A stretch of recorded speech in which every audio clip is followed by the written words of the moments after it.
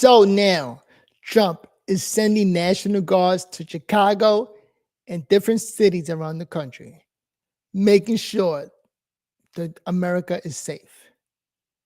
It's crazy. Trump 2.0 is on another level. The man is just winning, win after win. But let's see what's going to happen with this time around. Sending the guards, crazy. In any case, welcome to Verbal on Life. My name is Noel. Let's take a look at Sunday morning with Maria Bartiromo. See what she got to say about everything that's going on. And we can hear the truth. Oh, by the way, shout out to everybody who's giving the video a like. Be sure to give this video a like before you go anywhere. That's all I really ask for. Let's keep it going. Let the good times roll. Good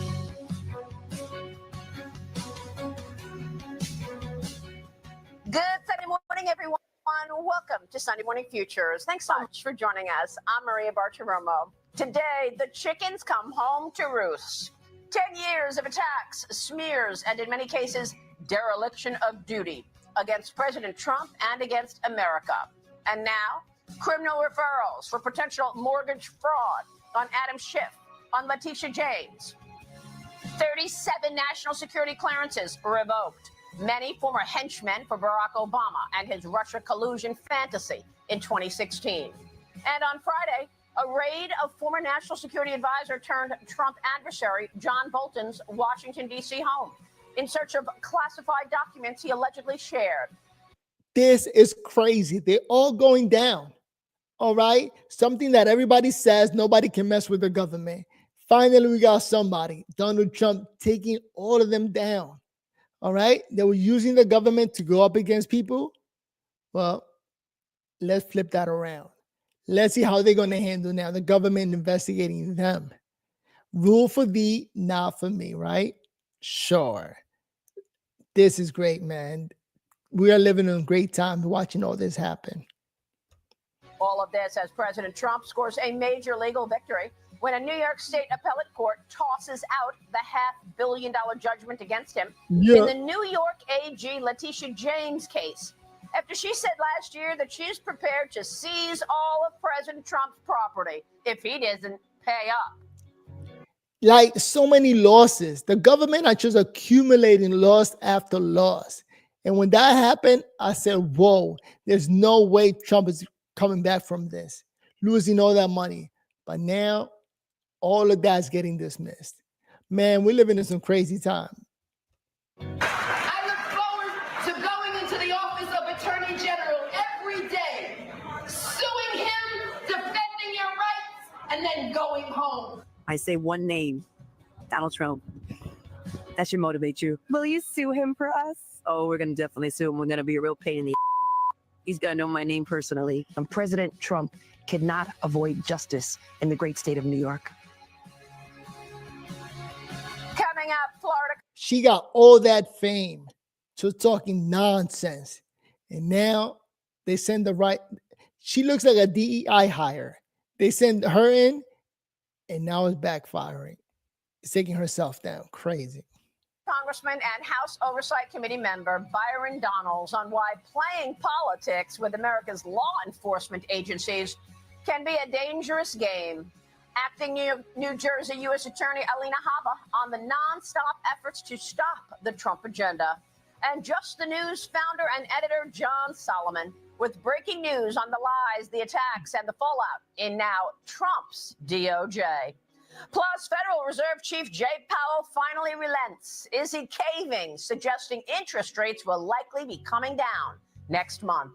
The president of the European Central Bank, Christine Lagarde, will join me on rates, Russia, and why the ECB has been leading monetary policy across the world instead of the Federal Reserve.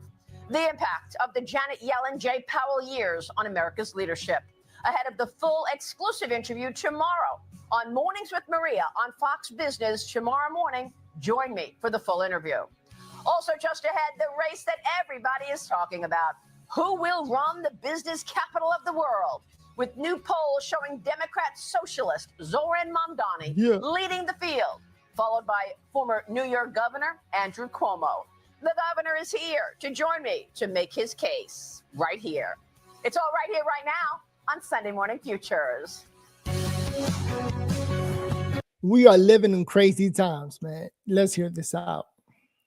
And we begin this Sunday morning with accountability and retribution. After 10 years of attacks against President Donald Trump, from false narratives and cover-ups like Russia collusion and Clinton's email scandal, to the raid on President Trump's Mar-a-Lago home in 2022, authorized by then Attorney General Merrick Garland, all part of the Democrats' weaponization of government against President Trump. This week, new information emerging about one of Trump's longtime critics and one-time supporter, former Ambassador John Bolton. The FBI on Friday conducting a surprise raid on the former National Security Advisor's D.C. home over claims he sent highly sensitive classified documents from a private email server to his family while working in the first Trump administration. This after President Trump scored a major legal victory when a New York State appellate court threw out the $500 million judgment against him from 2023 after Trump was found liable in a civil fraud trial stemming from New York AG's Letitia James claims that the president overstated his wealth. James is now being investigated by the DOJ over possible mortgage fraud, as is Democrat Senator Adam Schiff, who is also accused by a longtime Democrat staffer on the House Intelligence Committee of leaking classified documents to hurt Trump during the Russia collusion lie. Schiff has now launched a legal defense fund to push back against those charges. Joining me now with more in this Sunday Morning Futures exclusive is a key member of the House Oversight Committee, Florida Congressman Byron Donalds. Congressman, it's good to see you this morning. Thanks very much for being here. Good morning. Good morning, Maria. Good to be with you. How would you assess all of this? Is this finally accountability? What shall we expect? This is accountability. Number one, people who live in glass houses shouldn't throw stones. Nope. And it is crystal clear that Letitia James has been under investigation for quite some time with her mortgage fraud issues. We know Adam Schiff was leaking to the press, leaking classified information, and apparently he has mortgage fraud issues as well. And so what you're going to see out of this administration is everybody's going to be held accountable. The law will be upheld. Justice will be done. There's not going to be a picking and choosing the way it was done under Nancy Pelosi, under Joe Biden and the Democrat Party, where they were just using the Justice Department and the intelligence community. And you know what's crazy? The way they were breaking the law, they flipped that and were blaming Trump for that, saying that Trump was doing all of that illegal stuff. And now the truth is coming out. They're the one really breaking the law, and looks like they're going to have to pay for that. To go after their chief political rival. You couple that with the fact that this mortgage fraud case in New York, which was the most silly case we've ever heard in our life, where Letitia James was saying like properties like Mar-a-Lago were worth $15 million. I mean, complete insanity. The right thing was done, that ridiculous judgment was thrown out by the appellate court in New York. Yep. You know, when we spoke with John Ratcliffe recently on this program, the CIA director years ago, obviously on the Judiciary Committee, knew everything about the Russia collusion story and how it was a setup against President Trump. He made an interesting comment to me and said that when you're talking about conspiracy will not get affected by a 5-year statute of limitations. Our audience knows exactly what happened with the Russia collusion, how it was a complete setup of President Trump, and they want to see accountability. They want to see people like Jim Comey, Adam Schiff, John Brennan, who went out pushing that lie so aggressively against Trump. They want to see accountability there. But the 5-year statute of limitations stops that accountability. Do you believe that when it comes to conspiracy, and is this a conspiracy that is still in play because they're still denying it, does that mean that the 5-year statute of limitations doesn't apply? Well, the statute of limitations, I'm going to leave that to Attorney General Bondi and her team because they'll know specifically about the contours of the law when it comes to this. But you have much more than conspiracy, Maria. You have a weaponization of the FISA court system, even as far back as President Trump's 2016 campaign, when you had officials in the Obama administration who were submitting false documents. They were knowingly lying to the FISA court in order to get illegal wiretaps. In my view, that's bigger than just conspiracy. And then, of course, we all now know from the information that's been declassified out of the Durham Annex, that the Obama White House wanted a reassessment of Russiagate on the fly when everyone in the intelligence apparatus was very clear that there was no Russia collusion. Yeah. They wanted a reassessment, and you had John Brennan and those guys of that ilk go and submit, again, faulty information, which they leaked to the press to launch the massive Russiagate investigation, which was a lie and actually was slow walking the ability for Donald Trump to do his duty as president of the United States in his first term. So there needs to be accountability. This attorney general and the FBI, they're going to get to the bottom of it. And the president made the point recently that he could not even deal with Russia the way he needed to deal with it, because at every turn he was saying, I didn't collude, I didn't collude. He was constantly on defense about that. So there's also a dereliction of duty element to this. While your colleagues on the left were trying to take down their political enemy and attack President Trump with all of these made up stories, they were ignoring things like communist China, who was eating our lunch and now controls 90% of the underlying components of our prescription drugs, for example. The supply chains are all in China. How do they build up all of those supply chains? Well, our lawmakers were focusing on politics. You're absolutely right, Maria. And this is one of the most destructive things from this era of Democrat leadership. They were more concerned about power here in the United States than making sure that the United States remained the #1 economic and military power on the globe. The Chinese made great gains under Democrat leadership, buying farmland in the United States, buying land next to key military installations in the United States. This is what was happening under the Democrat Party. So while they were too busy going after Donald Trump, because the American people saw through the fecklessness of the Democrats and chose Donald Trump over then Hillary Clinton, they decided to enter into this war against Donald Trump and against the Republican Party, weaponizing our government to do it. So I'm very happy that the American people saw through all of this and they decided to actually save our republic, save our democracy from the insane radical left, who even still today don't have any ideas, no policy about how they're going to improve the lives of the American people. Yeah. This is why Donald Trump is riding high with all-time high approval numbers from his time in public office, because he's getting the job done and delivering for the American. That's what the Democrat got to do. Stop talking negative about Trump and talk about what they're going to do to help people out. Why should I vote for them? And it's a message that I don't know why it's not registering with Democrats. And I'm talking about the politicians, the people on top. Like, why are you not talking about what you're going to do for people? Instead, all they do is have Trump derangement syndrome and talk negatively about Trump. That's like old. We need to move on. And if they cannot move on, it's because they can't. They don't have a message. They don't have a narrative. That just goes to show. People. Well, your colleagues on the left must be wondering what happens next. Adam Schiff must be wondering what happens next after a raid on John Bolton's house on Friday. Talk to us about that, the controversial 2020 memoir that Bolton wrote apparently sparked the first probe of the ex-Trump national security advisor. And now we see this raid on Friday. What can you tell us? What should we expect? Well, as I understand it, Maria, this was something that was being probed back during the end of the first Trump administration. There were concerns that Mr. Bolton was sending classified information out of the SCIF, which nobody is allowed to do. Nobody's allowed to remove classified information. And apparently he was doing that. So this investigation is going to continue. One thing of note, it appears that the Biden administration sat on this information and did nothing.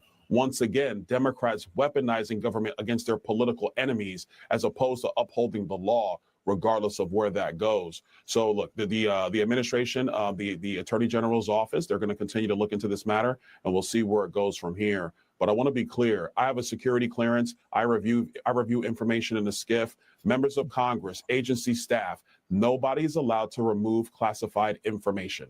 Nobody. Speaking of security clearances, Tulsi Gabbard stripping 37 security clearances over the Obama-ordered intelligence report that launched Russiagate in the first place. Of course, Ed Martin was with us the other day, and he said, We now know the actual date that the Russia collusion lie really got legs, and that was in that meeting in the Oval Office in December of 2016, where Obama told his henchmen to run with it.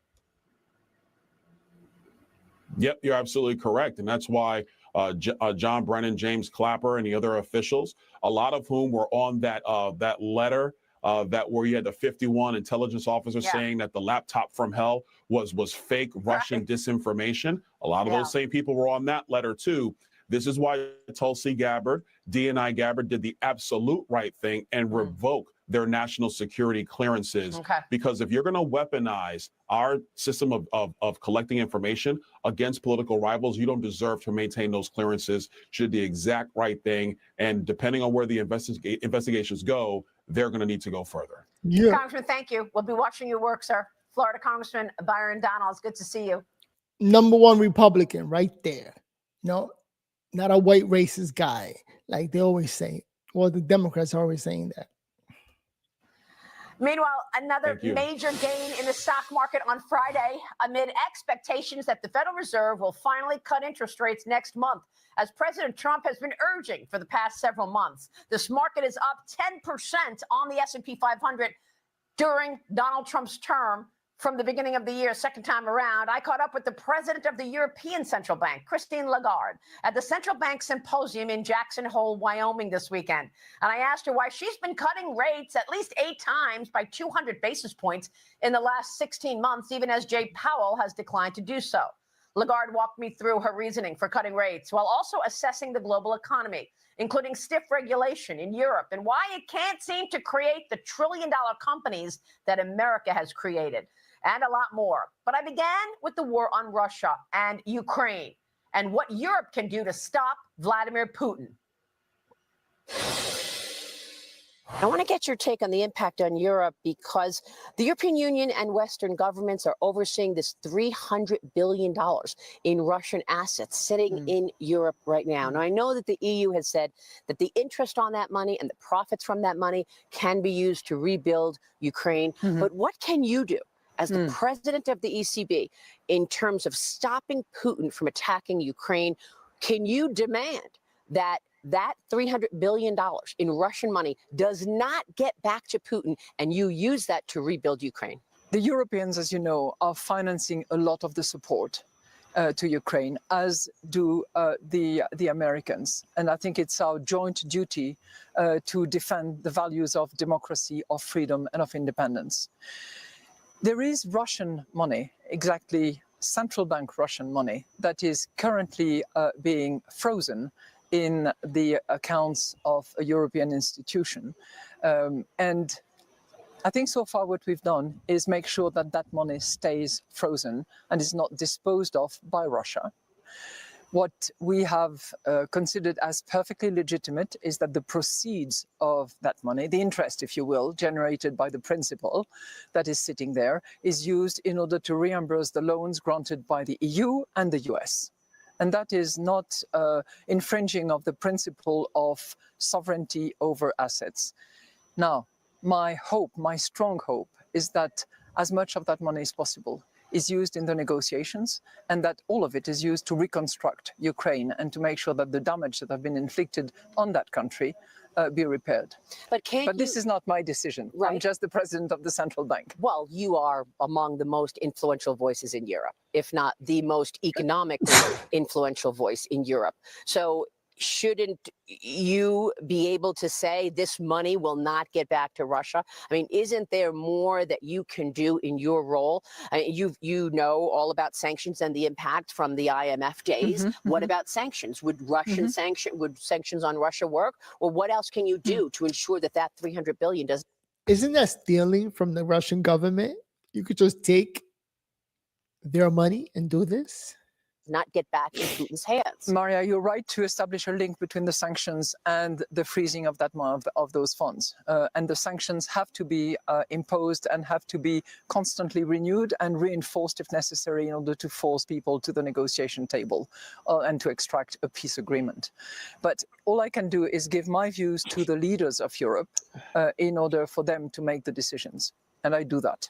In the same vein, Europe has been a major victim of this Russian aggression, right? And yet you're not exactly embargoing Russia, right? I mean, Europeans are still buying Russian oil.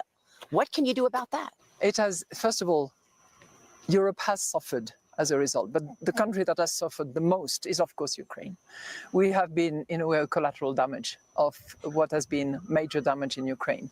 The increase, the massive increase in energy prices, the significant material reduction of gas purchases from Ukraine, all of that has inflicted significant damage and cost to Europe. And we had to face alternative sources. We had to buy a lot more from the United States, from Norway, from colleagues and friends around the world in order to substitute the gas that we were no longer buying from Russia. And this is a continuing process.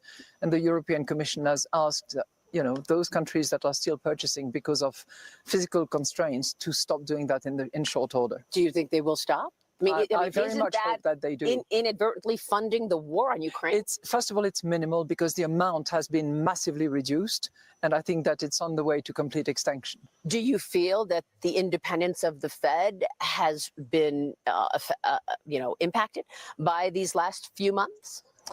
I think the independence of any central bank is critically important. I think we have to be accountable. We have to report back and to answer all the questions of either Congress in the US or the European Parliament for me. But it's vitally important that central bank is independent. In my IMF days, I have seen close hand what happens when a central bank stops being independent or when its independence is under threat. It becomes dysfunctional. It starts doing things that it shouldn't do, and the next step is disruption. It is instability, if not worse. So I think that it should not be debated. I understand that, and I'm with you on that. But I wonder if the critics are onto something when they say maybe the Federal Reserve already violated its independence by, as soon as Jay Powell got into office, he came up with all of these climate rules and no. DEI rules. Oh, they did. No. They did. They said they wanted to have a mandate, but then he also put climate rules and regulations in place and DEI regulations, and then cutting interest rates 2 months before an election, and then after an election when Donald Trump won, saying, "Oh, never mind, I'm not going to continue cutting. I'm focused on inflation now." On climate change, I disagree with you. I really disagree with you because as part of our mission, the ECB must do supervision of the banks, right? It's a separate umbrella, but it's part of the ECB. And in the supervision of banks, it is our duty to check the climate change risk to which banks are exposed.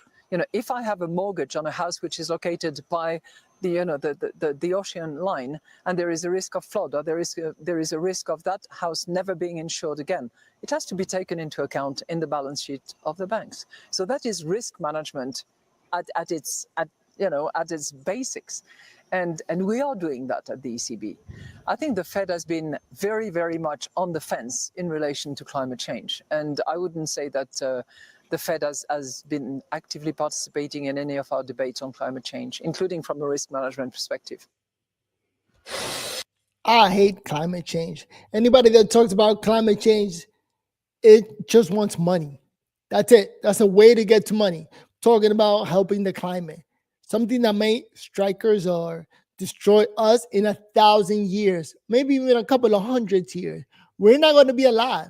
So we shouldn't be investing billions into something that's going to destroy humanity in a couple of hundred years.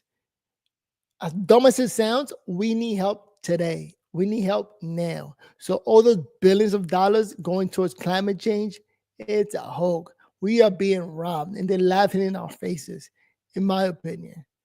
But that lady talking climate change needs to stop.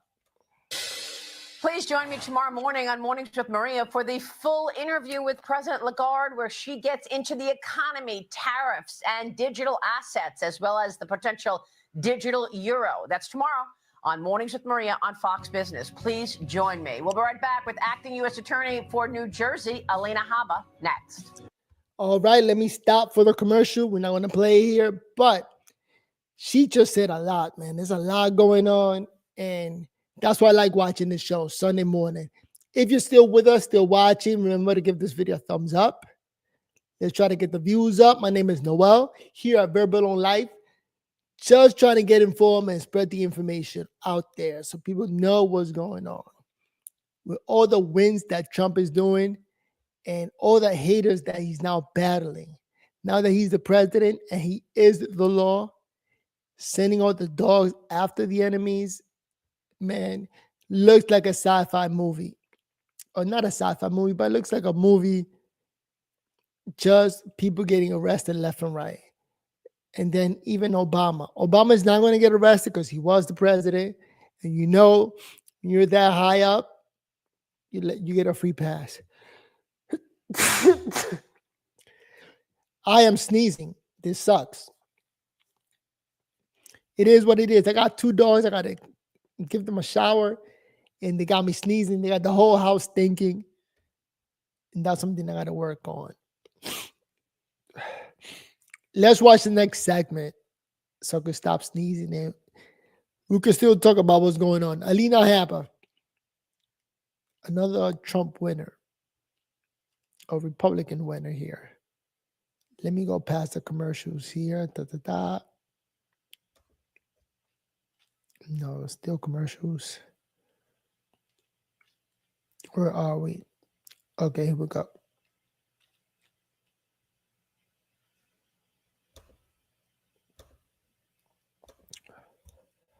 Lit. After President Trump posted earlier remarks about Grassley denouncing attempts to block presidential nominations for ideological and political reasons. On Friday, the president posted on Truth Social comments Grassley made back in 2017 about not allowing home state senators to abuse the blue slip process. It came after a federal judge in Pennsylvania ruled that acting U.S. Attorney for New Jersey, Alina Habba, is unlawfully serving after President Trump and AG Pam Bondi extended her tenure by naming her acting U.S. Attorney rather than interim to fill the vacancy. Judge Matthew Braun, appointed by the bench by former President Obama in 2012, said Habba has not been rightfully the top federal attorney in New Jersey since July 1st, after a pair of criminal defendants challenged her appointment. One of the lawyers involved challenging in the lawsuit, former Hunter Biden attorney Abby Lowell. Bondi says she will immediately appeal the ruling, adding the DOJ will protect her position from activist judicial attacks.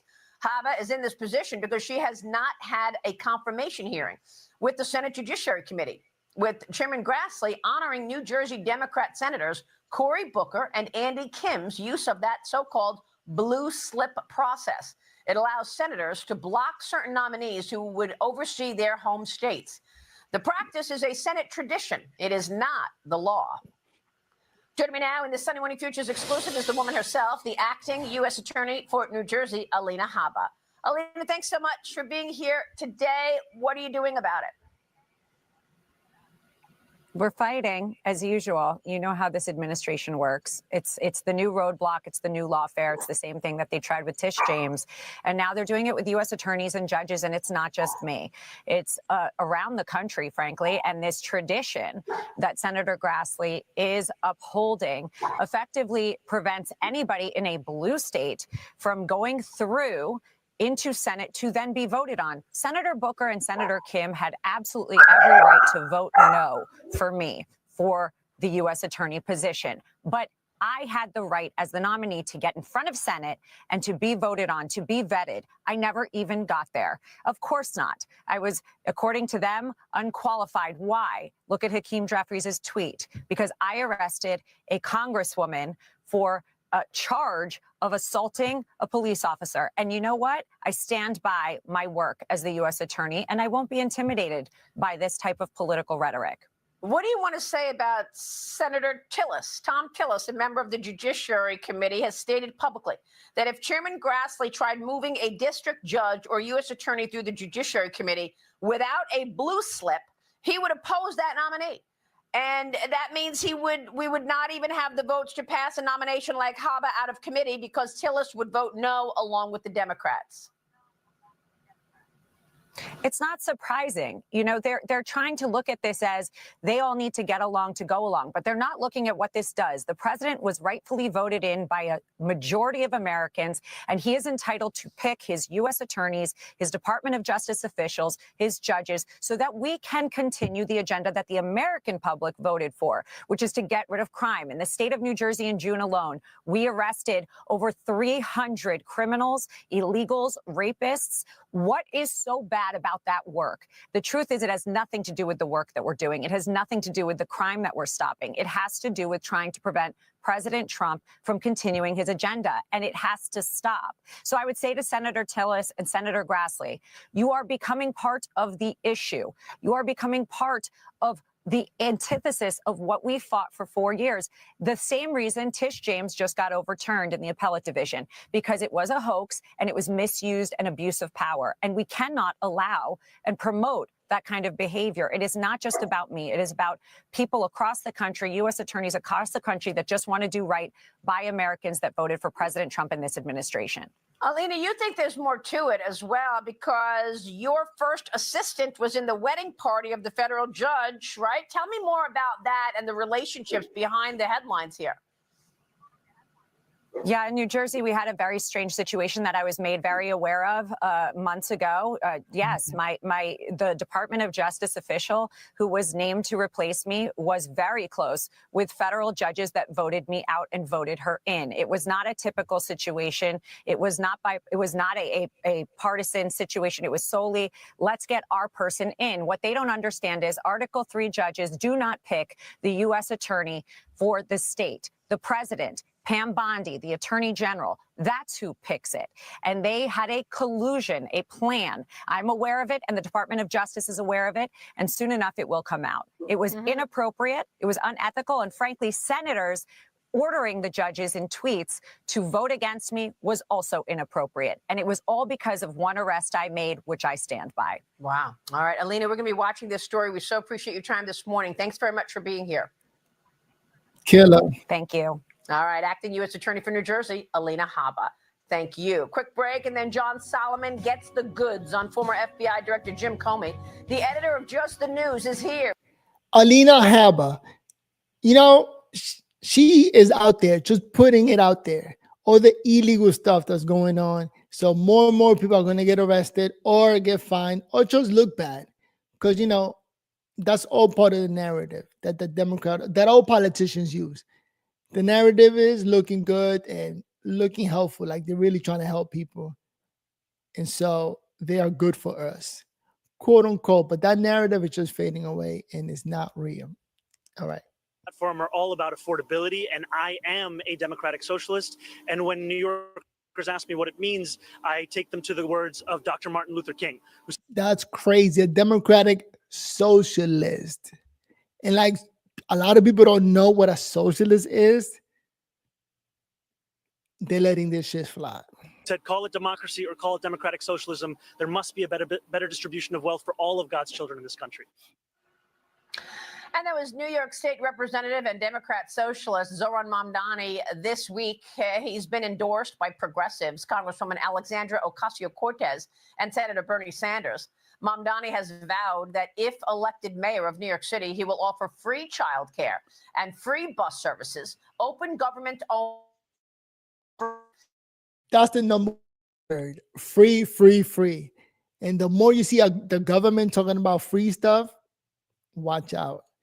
I think a lot of young people don't see it or don't get it because they don't know enough history.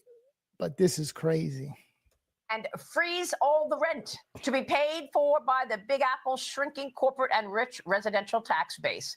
Joining me now is one of Mamdani's key opponents, who is closest but below him in the polls right now for this November's pivotal election, former New York Governor Andrew Cuomo, my special guest. Governor, thanks very much for being here this morning. Pleasure. Thank you for having me, Maria. So give us your reaction to what you just heard, and then I want to get into. The city is so big that this guy is going from being the governor or was the governor to now trying to be the mayor. That's crazy. A little of your agenda. We want to know what you're planning to do in New York, Governor. Yeah. Well, thank you. Look, it's no surprise that there has been this internal debate going on in the Democratic Party where you have the extreme left, which are, they are socialists. Let's call it what it is, democratic socialist. No, they are socialists. It's Bernie Sanders, it's AOC, it's Assemblyman Mamdani. And classic socialists. Government should control the means of production. Government should be providing commodities. And as you said, free transportation, free food, free childcare, et cetera. And income redistribution by taxing the rich and taxing the corporations. It's antithetical to New York City to be anti-corporate. As you pointed out, New York City corporations are already high taxed, as are the individuals. And I think it would be a death knell for New York City. And he is dangerous, frankly, for New York City. Well, let's talk about the other alternative. I mean, he wants to raise taxes on the highest earners to pay for all of this free stuff. Should we believe you're going to cut taxes? What is your agenda? Give us your priorities and your plans for New York.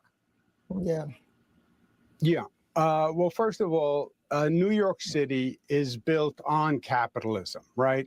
New York City is all about growing businesses, attracting businesses, bringing the next entrepreneurs here. That's what makes New York City, New York. We have to be more oriented towards a pro-growth development strategy. We want to welcome businesses here. Come here, grow here, synergize here. That has to be the main thrust, right? Too many businesses, as you know, have moved out of New York. So number one, get more businesses here and grow the businesses that are here because you are business friendly. New York means business. Second, public safety. Crime is a real problem in New York City, as it is with cities across the country. And New York City exacerbated it. Yeah, called Trump to bring in the National Guard to calm the crime down. A few years ago, the socialists went through this defund the police, right? This anti-police movement, which they still hold to. And we cut $1 billion from the police. I want to add 5,000 police officers, 1,500 in the subways.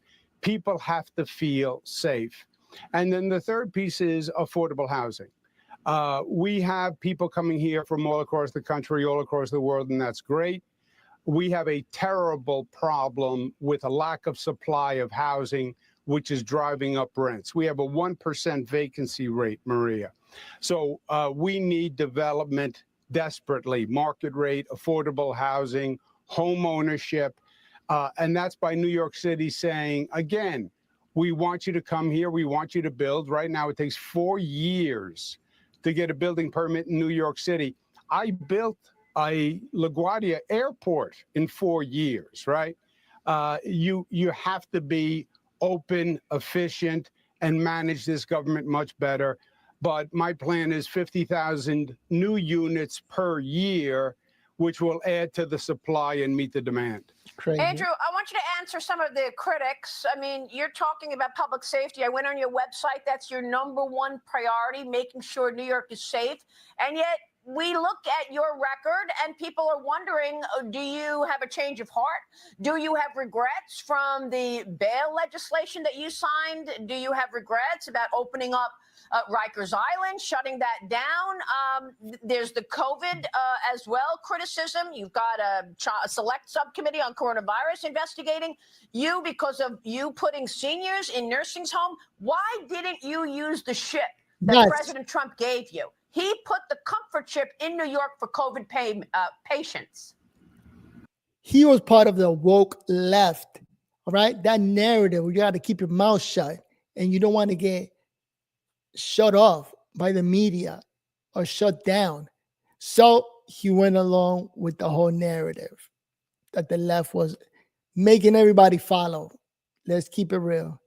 And now he regrets following that narrative. That is the worst narrative for people to go along with.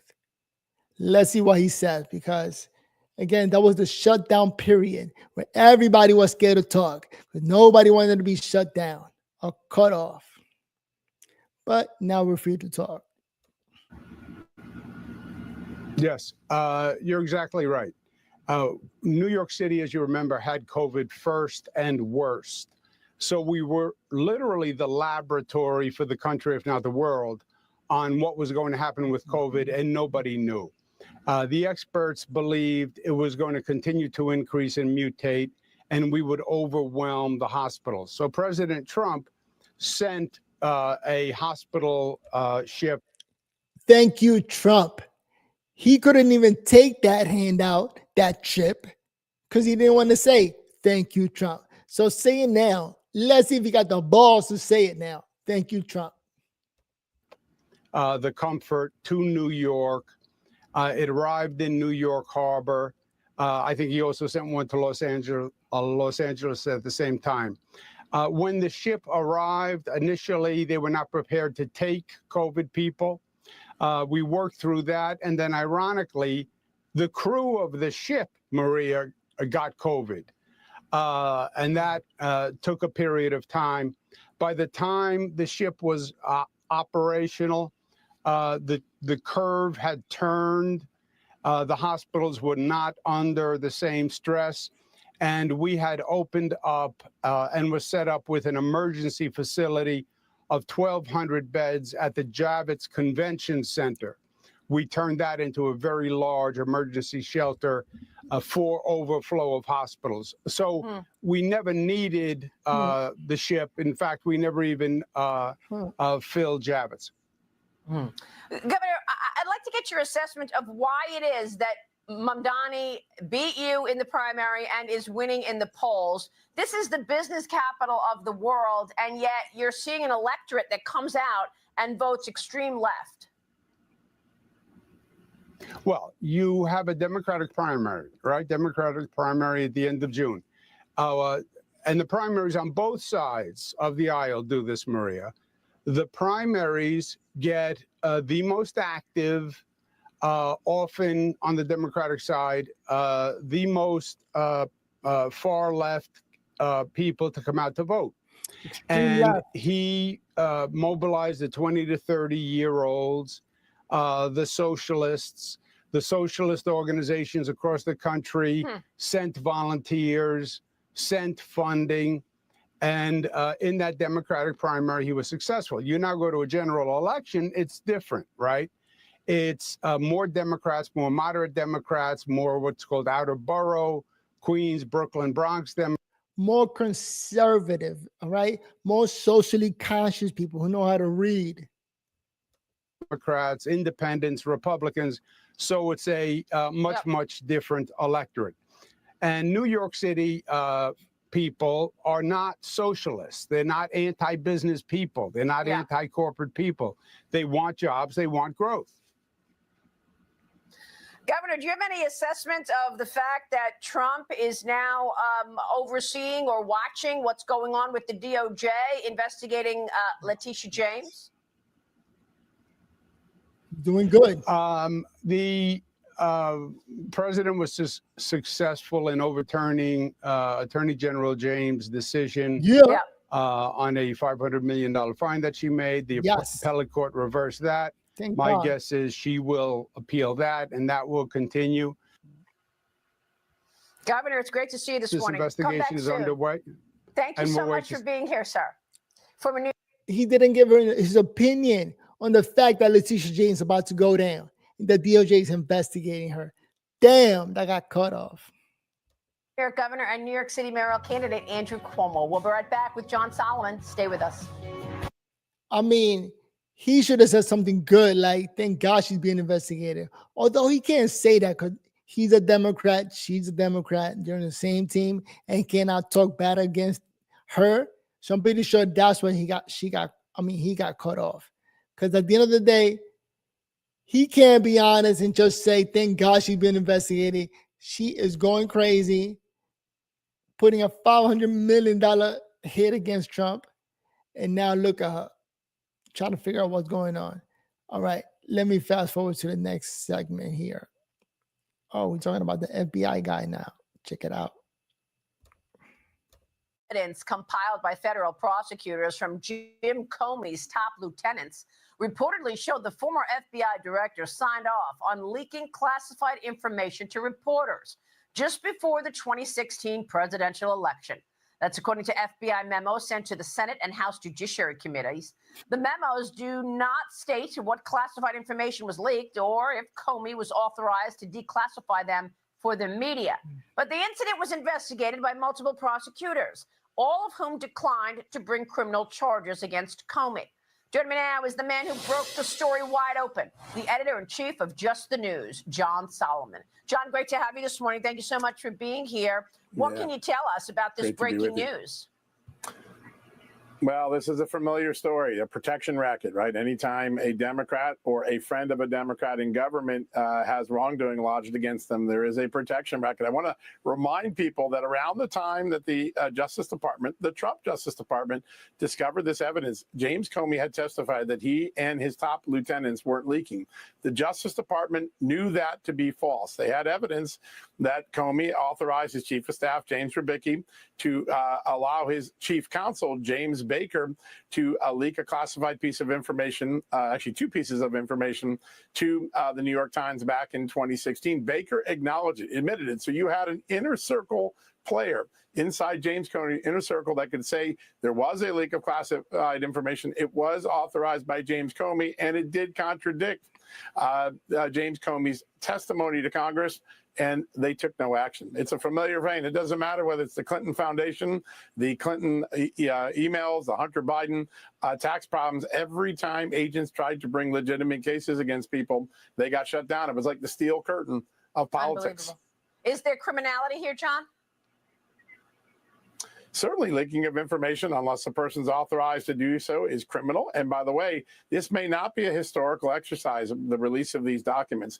Under some statutes, including the Internal Security Act of 1950, there's a 10-year statute of limitations for willing and knowing leaks of classified information that harm the national interest. We'll have to see if the Pam Bondi Justice Department goes in that direction. The other thing that is pretty interesting, and we know this for sure, Kash Patel opened up a predicated criminal case that looks at the last 10 years of weaponization as one ongoing conspiracy, sort of like the mob skimming profits off of casinos across multiple casinos over decades. You can go back and charge things outside of the statute of limitations when you look at this as one ongoing conspiracy to protect Democrats and to violate the civil liberties of Republicans and conservatives who were targeted. So that's two options that Pam Bondi's Justice Department has. The question is, will they go that route? There is some sign of activity before multiple grand juries around the country. So things are starting to ramp up. We'll see if that leads to charges. Yeah, because the 5-year statute of limitations does not apply when it comes to conspiracy. I want to talk about that and the big story that you're working on right now for next week. John Solomon, stay right there. We'll be right back. More and more people going to jail for all the craziness that they did against Trump. The fear of getting canceled is not there anymore, right? So people are talking. There's no fear of anybody getting canceled because a lot of the people on the government that were doing it or prosecuting now getting fired, all right? They're getting their immunity taken off, and it's crazy to see all of this happening in real time, all right? We're allowed to talk, we can say whatever we want, and nobody has fear getting canceled or losing their job. You know, for a long time, I went out there just saying, you know what? Everybody just needs to shut up and not talk, because anybody that does, you end up getting fired or canceled. But thank goodness, I don't have to work anymore. My name is Noel here at Verbal on Life. Hopefully you like the video. At Fisticuffs, give it a thumbs up, and let's keep watching. Last segment. Welcome back. We're back with Just the News editor-in-chief, John Solomon, and you're working on a big story for next week. What is it? It's a really unbelievable story. So we know that James Comey was investigating Hillary Clinton for the misuse of private email to do government business. in the documents that Pam Bondi and Kash Patel have made public to Congress, you see a similar thing going on inside the FBI. The documents refer to the use of private email by James Comey's chief of staff to try to facilitate an unauthorized leak to media. When the FBI went to try to go get those emails, the U.S. Attorney's Office in Washington said, nah, don't bother. Another example of just turning a blind eye to remarkable things. But the FBI knew that using emails for private business or government business was wrong, and here they knew the FBI was doing the same thing. They gave him a pass. Wow. Well, I'll end the show the way I began it. The chickens are coming home to roost. John Solomon, good to see you. I'll see you tomorrow morning, everybody. Don't miss my special interview with Christine Lagarde on Mornings with Maria. Have a great Sunday. So yeah, the chickens are coming home to roost. I think that's an expression that fits. Wait, let me get this out the way. That's an expression that fits the moment. Let's be honest. Let's keep it real. And I think we are done here with Sunday Morning with Maria Bartiromo.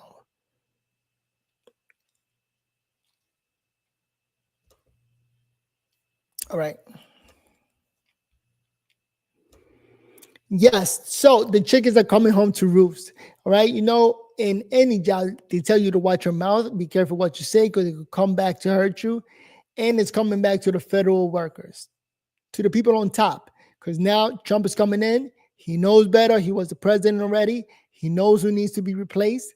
So like that, he could do everything that he's doing now. All right. Getting those people in trouble, those people that went against him, that were canceling people, that were just throwing everything at Trump, trying to get him fired, trying to get him impeached. But now it's Trump's turn. He brought in the right people who are prosecuting and just sending all these people away. And that's how it should be. It's crazy. By the way, if you're still watching, my name is Noel here at Verbal on Life. Trying to create this show and trying to get the voice out there. Oh. And I want you to take a quick minute to just talk. All right? Get some help. Here I am in Pennsylvania, in America.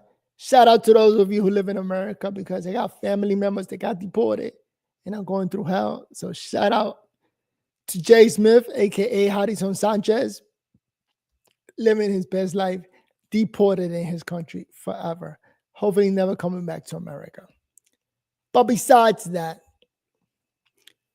before I leave, I just want to say something. I'm trying to save a life. And it is extremely difficult to save somebody who doesn't want to get saved or doesn't want to be saved by you. In this case, by me, right? So they want for me to just take my hands off and let them go and stop trying to help them. But it's like this. Okay, the individual I'm trying to help is my son's mother.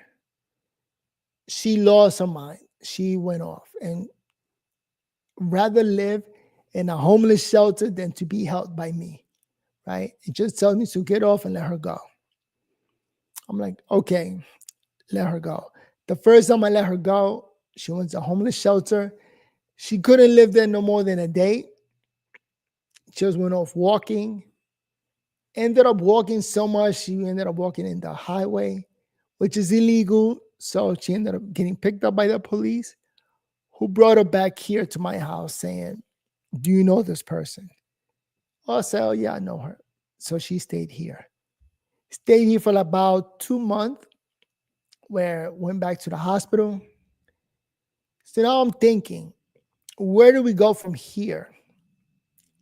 If she gets let go, she's going to go back to the homeless shelter and wandering around town. So it's like, here I am trying to save her life. This is my plan. So now I'm trying to come up with a plan on how to save her. Because she is a beautiful person. All right. We didn't work out because she got mental health issues. How do you help somebody who got mental health issues and just hates you? Right. So it's like, okay, I don't want to be part of your life, but I am willing to help you. I bought a mansion here. It's a 4-bedroom mansion. Pick a room. Right now, it's just me and my son living here. So you could just pick a spot where you want to live in the house and live there. At the very least, I know that she'll be safe. Her family is in the Dominican Republic. Like, I'm willing to send her back to her family if she's willing to go. So that's another thing. Where do you want to go? To a homeless shelter or back home to your family? Not only that, but she has no paperwork, no passport, no residency card.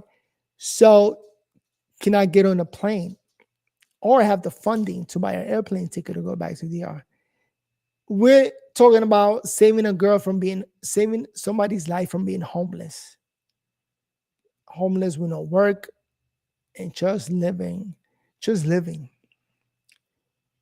And that's crazy. This is my game plan on how to save her.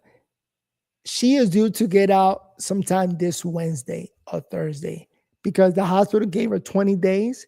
After 20 days, they're going to assess to see if she's capable of going back into the real world and send her wherever she wants to go. She's probably going to say to them, I want to go to a homeless shelter. So she'll go, they'll pay for a van or an Uber to take her to a homeless shelter. This is my new game plan because the last time she went to a homeless shelter, like I said, she just walked off and got picked up by the police. So this is what I'm going to do. On Wednesday, I'm going to call the police. I'm going to try to do that today.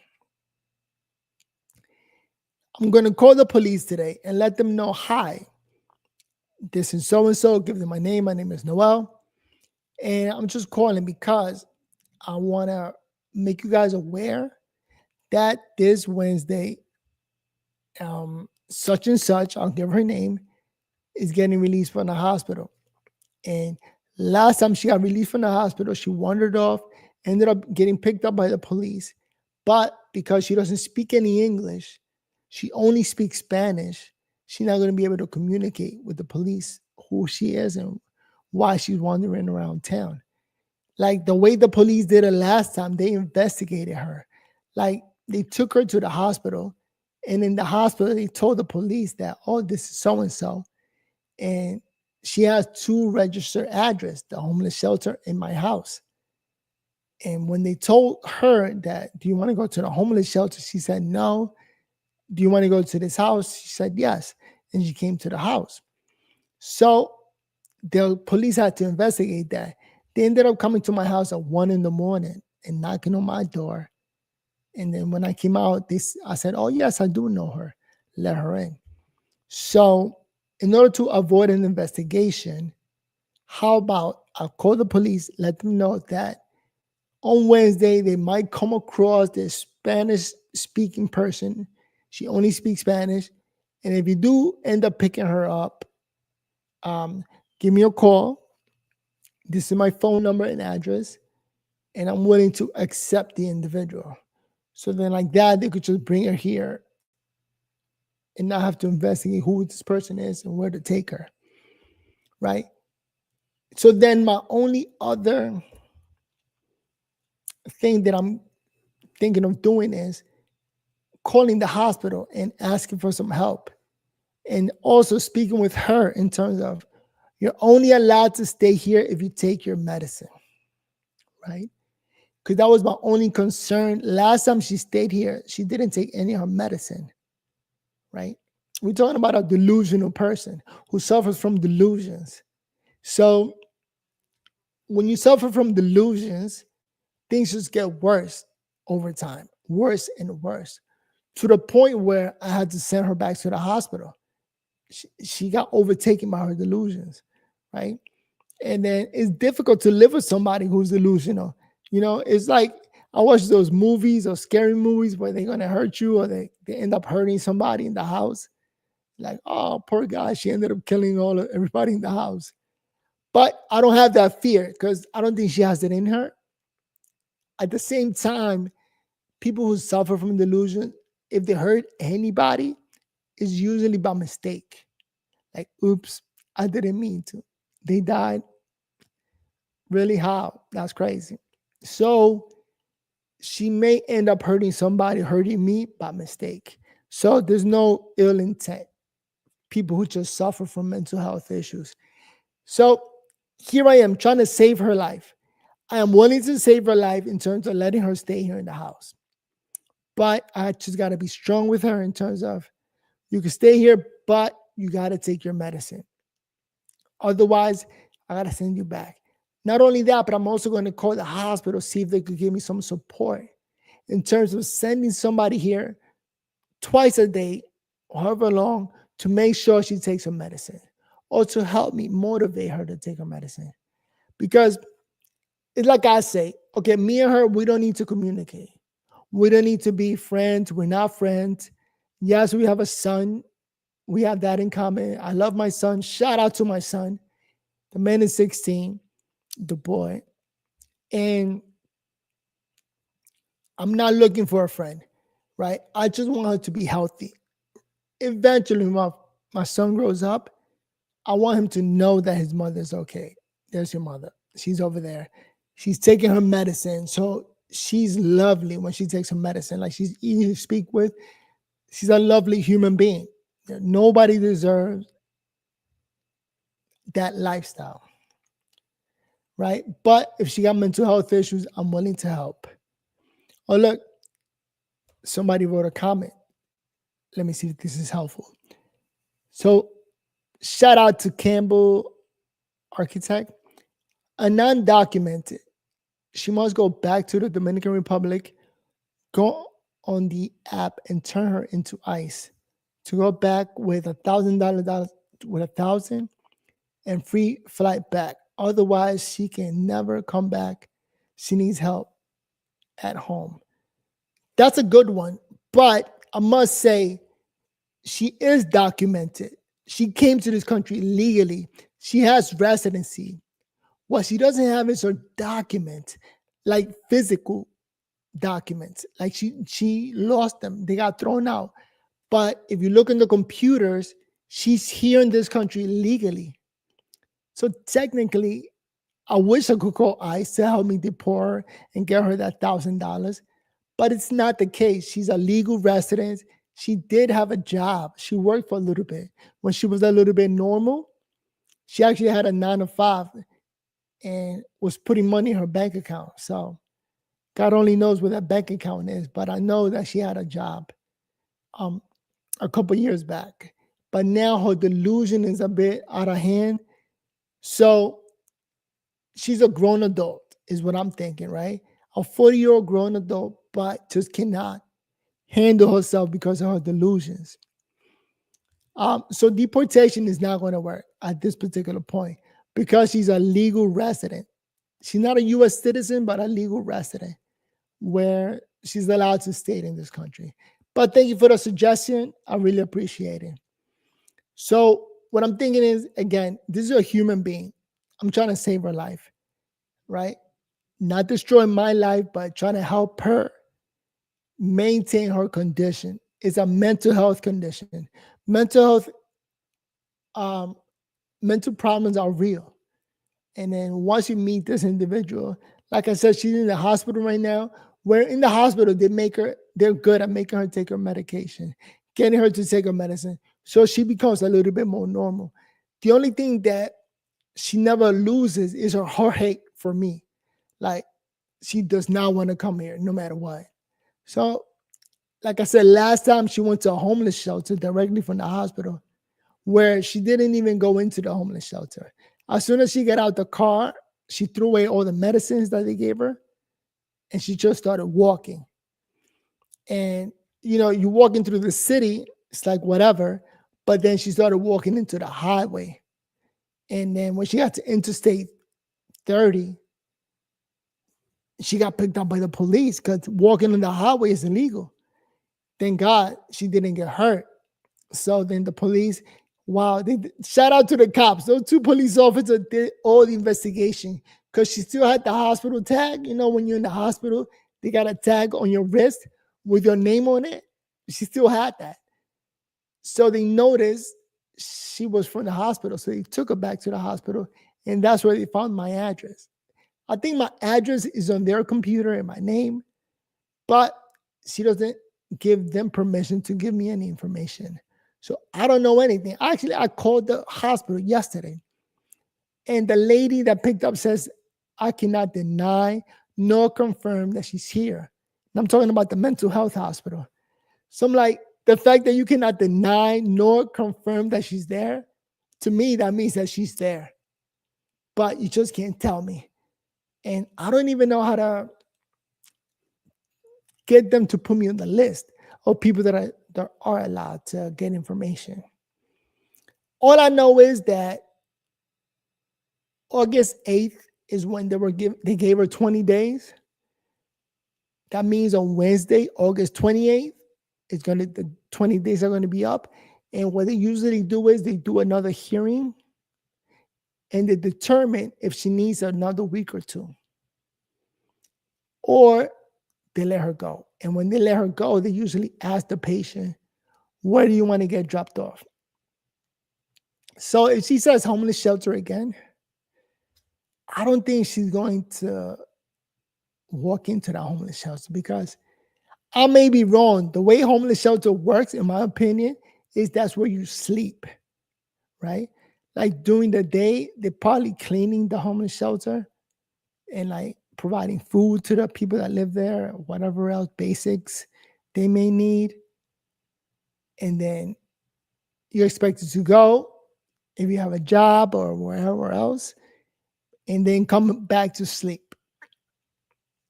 I never lived in a homeless shelter, but I've done a lot of research, and I think that's the basics of a homeless shelter.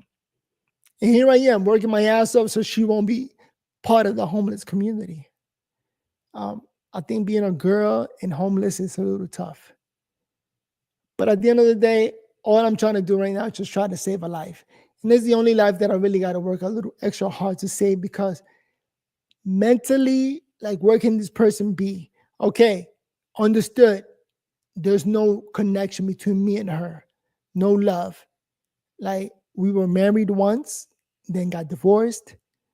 We had a kid. I took over the kid. I'm raising the child. I raised the kid. Like, I actually went to court to take the kid, and I'll raise her son. All right, so now I took that trouble off her hands. But now it's like, I feel bad that she's chaotic and got no family to help her. She had an aunt in Queens, New York, which is refusing to take her. And she has a sister in the Bronx in New York that is also refusing to help her. Like, they got their own issue. They got their own problem. They know that this particular person, her case is extreme, like mentally extreme. And they don't even know where to go and how to help her. So my question is, how do you help somebody that doesn't want to get helped? My answer to that is, you know what? I'm going to let her live your life. And all you really require is a place to sleep. I'll give you that much. Oh, and by the way, one thing that she does is she sleeps on the floor. Like, there's 4 rooms here, but she refused to take up a room. She refused to sleep anywhere else besides the floor. It's like, I'm not making her sleep on the floor. She just does. So, wow. I'm learning so much. So even with that, like, I don't complain about it. I don't talk about it. It's like, live life. Just let me sleep. Let me do. All I do is go to YouTube, make my videos. And as long as you don't disrupt that, I could care less. Right? And don't break anything around the house. How do you help somebody that doesn't want to get helped? And like I said, not looking for a friend, not looking for anything with her.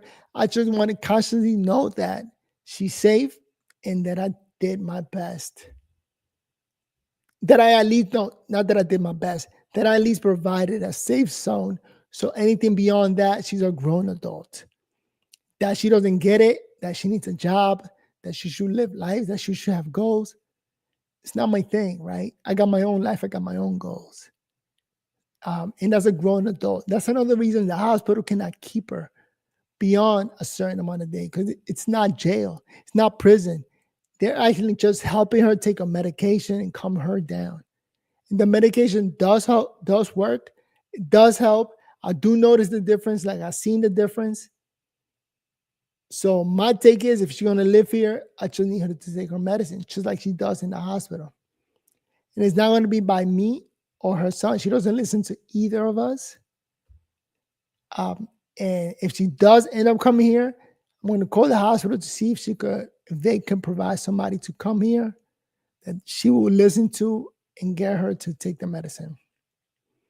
But you tell me, what would you do in this situation? Should I lock my doors and just not even let her in? Like, this is a grown adult.